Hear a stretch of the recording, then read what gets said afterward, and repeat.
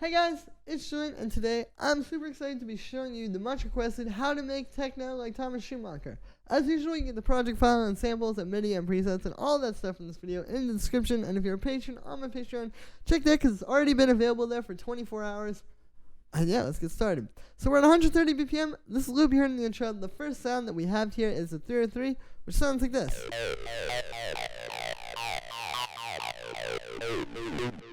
So for the notes on this one, you can see it's playing this pretty simple pattern. It's just bouncing from A sharp up to A sharp an octave up.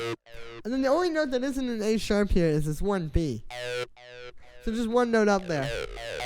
And then what makes this one really interesting is more so like the rhythm. Like it's just the way that it's playing off of everything else. And also with those gliding notes, you can hear that like that, which has a lot as well. So for the sound on this one, I made it using operator. What we have here is just one saw wave, no FM synthesis, even though it's operator. I'm just using it really for the filter. You can see, yeah, we got the saw wave there, and then that's going into this band pass. And with this, you can see I have a bit of an envelope, and I also have the frequency automated. So if I show the automation on that, you can see, yeah, it's just slowly moving there. Just kind of giving it some motion throughout the track. It makes it so it's not just like the same thing the whole way through. It makes it more interesting because it's just playing a repetitive pattern and it's playing the same MIDI over and over and over again. So yeah, this just kind of brings it to life a bit more. I also have the envelope on there. Like I said, you can see with that I have the amount down not super high. The key here is just getting it down to like maybe 12% or 10% or something like that, because you're moving the filter frequency around so much that if you had a higher envelope amount, you can hear like it just doesn't really sound like a proper 303 with that. And then also the decay time. If you make the decay time too fast, that kind of works, but it's not quite right. Doesn't sound as good as that. So yeah, and then the only other thing inside the synth here is you can see I've got the voices set to 1, meaning it's monophonic, one note, only one note can play at a time. And then I have this glide on here. So this is what's making the notes slide like that.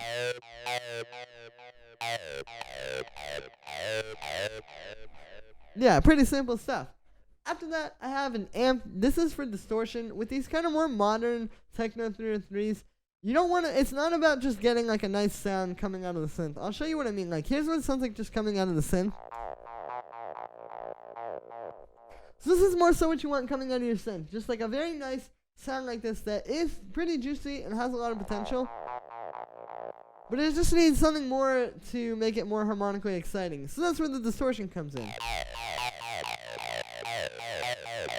So yeah, I got the amp here. I like this because it adds a lot of color, like saturator and overdrive. They're very just kind of cut and dry, but this is meant to add color to the sound and kind of change the way that it sounds in that sense. So yeah, after that I have this echo. It's just doing quarter notes. You can see this isn't doing a whole lot. The key with this one is not to do a whole lot. Like if you do a faster time, it'll get kind of out of control, and you can hear like it just kind of starts to take over. Starts to take over the sound. So by having it on quarter notes,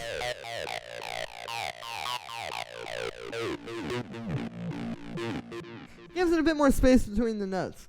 After that, I have a bit of drum bass. This is just fattening the sound up. Here's without it. And then with it, you can hear, very important there. Then after that, we have this auto pan. This is doing sort of like a faux sidechain, like I was saying. Like I say in a lot of my other videos. Basically, it's just easier to do this than to sidechain into the kick, because if you listen to, like I'll pull up this compressor here and sidechain this to the kick, you can hear what happens is with the rumble, it just starts to get ducked out of the way the whole time. So by doing it with this, there we go. We still get the sound without having to, you know, be depending on the kick dynamics to work. After that, the last thing we have on here is just an EQ8. With this, I'm cutting out the low end, and then I'm also just making a little low mid-range cut. Yeah, you can hear it just cleans the sound up, makes a little bit more room in the mix for it. And that is it for the 303. The next thing that we have here is a string, which sounds like this. So with this one, the note that's being played here, it's just playing one note. It's just playing this F. This is actually the 5th of A sharp. So obviously we're in the key of A sharp, like you saw with the 303. And if we go 1, 2, 3, 4, 5, 6, 7 notes up from that, we get F. And why I like using the 5th here is because if we move this to A sharp, especially if we put it maybe like an octave lower. And I'll play it with the Theory 3. You can hear it's like there's just not a lot of space between them, even an octave up from that. It just feels like they're like fighting for the same spot. But if we put this up to F and have it playing a different note that still works harmonically with the Theory 3. There we go. It gives it a bit more space. It makes the mix just feel a bit more open.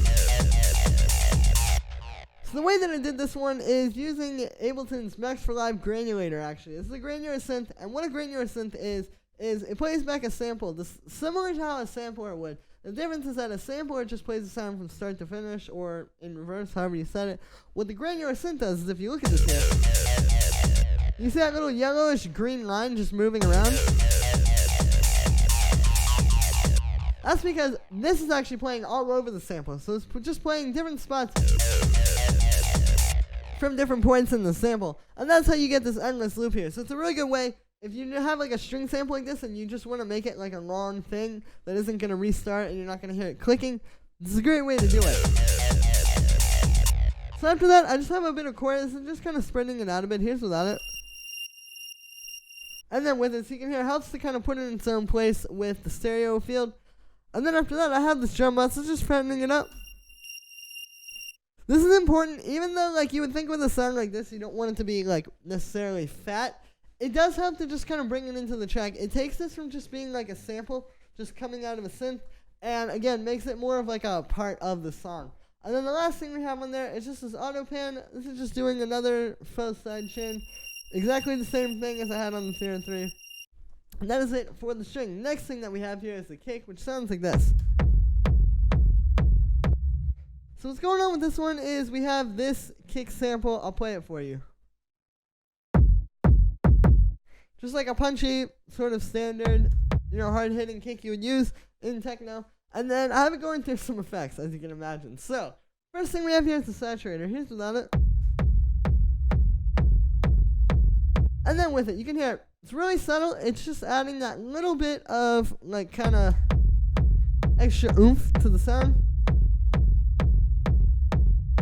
Just making it punch through a little bit harder going into the next thing. And the next thing that we have here is the rumble. So what we got going on here? Here's without this. So this is the thing that's doing that rumble. And yeah, what we got going on here is we have two chains. We have a dry chain and a wet chain. And basically we're just blending them together to get the sound. So with the wet chain, what we have here is I'll just kind of show you from the ground up. The first thing we have is this reverb.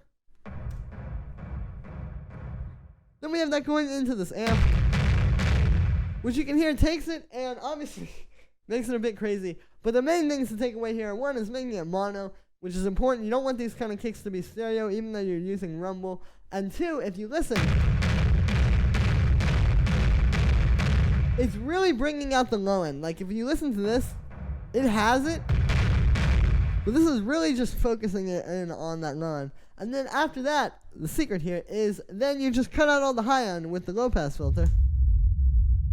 And there you go, you have your rumble.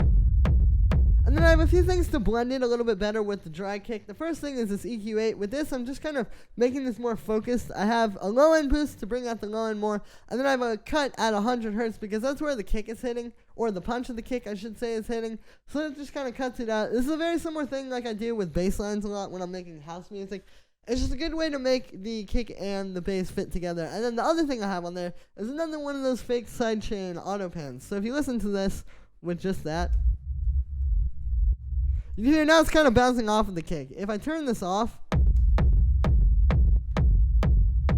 then turn it on there, you can hear like it's not even something you would really notice so much as it just makes a difference in the cleanliness of the kick. Like the kick just sounds a lot cleaner and more focused and more professional with this. So after that rumble, I'll close this out so it doesn't get confusing. After that rumble, I just have a drum bus here without it. And then with it, you can hear this makes the kick a lot fatter, and I'm going to keep using this word, makes it a lot more professional, and really brings it out and makes it sit on top of the mix. But what it's also doing, and part of how it's doing what I just described, is gluing the rumble and the kick together. This is actually very similar to how a lot of times, like with house music and stuff, I'll put the kick and the bass in a group and put some kind of drum bus or saturation or compression or something like that on the group. Very similar thing happening here, it's just all on one track. So we're just taking the low end, which is the kick and this rumble, and helping to glue them together, and you make them sound like one. That's what you want. You want it to sound like one thing, as opposed to like a kick and a rumbly bass. And the only other thing I have on there is just an EQ8, which is just giving a low end boost, as well as cutting some low mid-range there. There's without that versus with it. You can hear it just makes the kick more focused. And that is it for the kick. Next thing that we have here is this drum rack, which sounds like this. So this is just these 3 little percussion sounds that I've put in here. And yeah, they're just playing this little pattern. This is something I noticed Thomas Schumacher does a lot, like in tracks like The Fuzz. This may remind you of that. It's also just good to do in your techno tracks in general. Like, I do this a lot in my own tracks. It's a good way to add something that isn't just like the hi-hats. Because it definitely works when it's just the hi-hats. But when you add this in, it just gives it a little bit more. So then for the effects on that, I just have an echo, which is just doing dotted eighth notes, or just doing regular eighth notes. Just giving it some space and kind of giving it a bit more atmosphere. As well as I have this drum bus, which is fattening up a bit. You can take out the transients down a bit to kind of focus that. You can hear a subtle difference, but it does make one. And then the last thing we have on there is just this EQ8, which is cutting out the low end up to like 445 hertz, as well as giving it a high end boost. So you can hear just kind of focusing the sound a bit more and cleaning it up. And that is it for the drum rack. Next thing that we have here, these 2 hi-hats, which sound like this. So what these are this one, which is playing on the upbeats. You can see more of an open hi-hat type of sound. Got some drum bus on that, fattening it up. And I also have an EQ8, which is giving it a high-end boost. And then I have this one, which is more of like a straight closed hi-hat, just playing 16th notes. You can hear with this one, we got some effects as well. I got the drum bus, fattening it up. It's important to do this on your hi-hats. I don't always do this, but with like strong techno tracks like this, you really want to try to take everything and make it as fat as possible. But then with this one, you can see the interesting thing is I have this auto pan here. So this is just panning it around. You know, it gives it a bit more stereo width. And it also helps to put this in a better place in the mix too, because you're hearing it move around each ear, as opposed to if I turn off the auto pan. Honestly, it's easy for it to just get lost down the center. And you can turn this up or try to mix it differently, but to me, this is like the mixing tool that you use to make this stand out more. And then the last thing we have on there is just an EQ8, cutting out the low end, giving it a high end boost. And yeah, that's it for the hi-hats. And then the last drum that I have here is just this ride, which sounds like this. So it's pretty simple. The main thing here is the sound. It's not just like your usual 909 ride cymbal like you hear in a lot of techno. It's something a little bit more interesting. So I would just recommend try looking for cooler sounds. Again, you don't have to always just use a 909 or an 808 ride. You can use kind of cooler drum machine sounds like this. And then with this one, I just have a bit of drum bus on there. Again, making it a bit fatter, a bit stronger. And then we have this EQ8 cutting out the low end. It's cutting out a lot of it because really with this sound, I just wanted it to be in the high end and sound really clean. And that is it for the ride. So now I have all the percussion in a group aptly named Percussion. Again, it's just like with the kick and the bass. It helps to tie all of these things together when you put some group processing on them. And I'll show you what I mean. Here's with nothing.